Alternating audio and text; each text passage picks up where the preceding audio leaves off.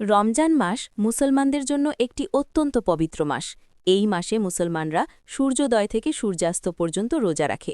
অনেকেই মনে করে রোজা মানে শুধু সারাদিন না খেয়ে থাকা, কিন্তু আসলে রোজার অর্থ অনেক গভীর এবং সুন্দর।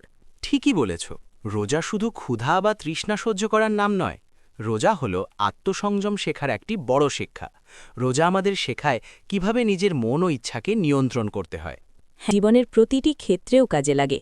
যখন আমরা ধৈর্য ধরতে শিখি, তখন আমরা কঠিন পরিস্থিতিতেও শান্ত থাকতে পারি। আর রোজা আমাদেরকে গরিব মানুষের কষ্ট বুঝতে সাহায্য করে। পৃথিবীতে অনেক মানুষ আছে যারা প্রতিদিন ঠিকমতো খাবার পায় না। তারা প্রায়ই ক্ষুধার কষ্ট সহ্য করে। হ্যাঁ, আমরা সাধারণ সময়ে যখন ক্ষুধা লাগে তখনই খেয়ে ফেলি, কিন্তু রোজার সময় আমরা জানি খাবার সামনে থাকলেও আমাদের ধৈর্য ধরে থাকতে হবে।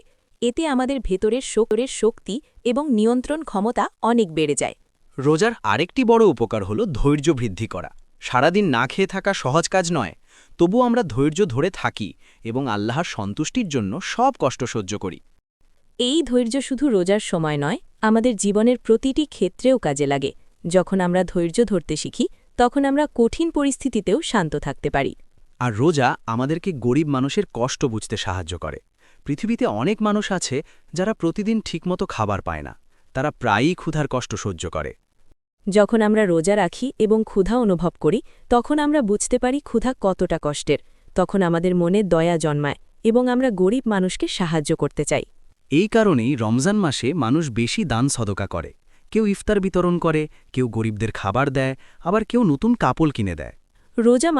রোজা মানুষের মধ্যে ভালোবাসা এবং সহানুভূতি বাড়ায়। এই মাসে মানুষ একে অপরের প্রতি আরও যত্নশীল হয়ে ওঠে।